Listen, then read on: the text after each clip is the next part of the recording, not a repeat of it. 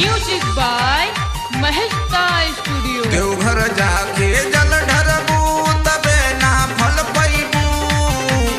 ए रानिया बोल जइबू कि ना जइबू।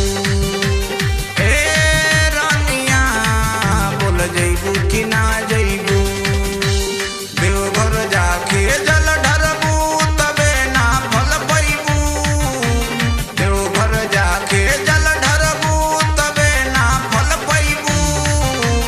ए रानिया बोल जइबू कि ना जइबू। ए रानिया बोल जइबू कि ना जइबू।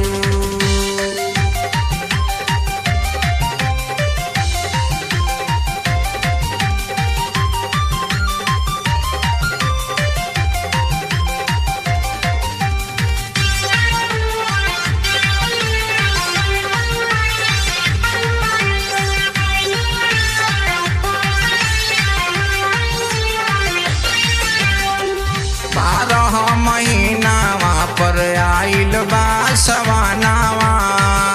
गूंजे लागल धरती गूंजे लागल गानावा। Music by Maheshta studio. 12 महीनावा पर आइल बा सवानावा। गूंजे लागल धरती गूंजे लागल गानावा। बाबा भोलेनाथ के गुनावा गइबू कि ना गइबू। बाबा भोलेनाथ के गुनावा गइबू कि ना गइबू। ए रानिया बोल जइबू कि ना जइबू।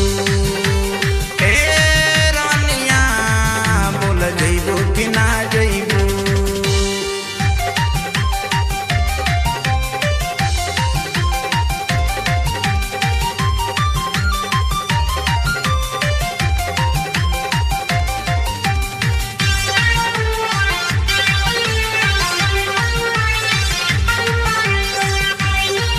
Music by Maheshta studio.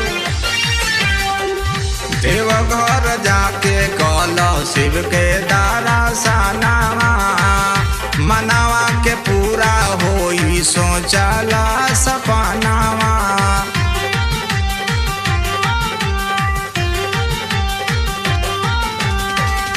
Deoghar जाके कल शिव के दर्शनवा।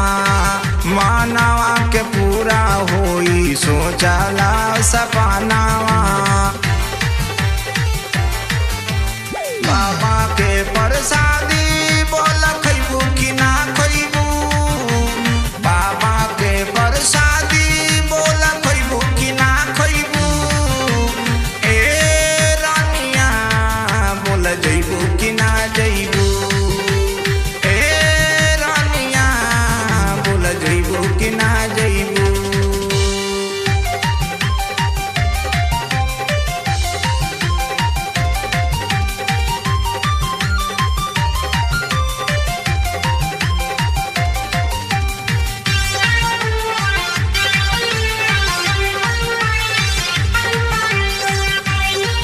Music by Maheshta studio.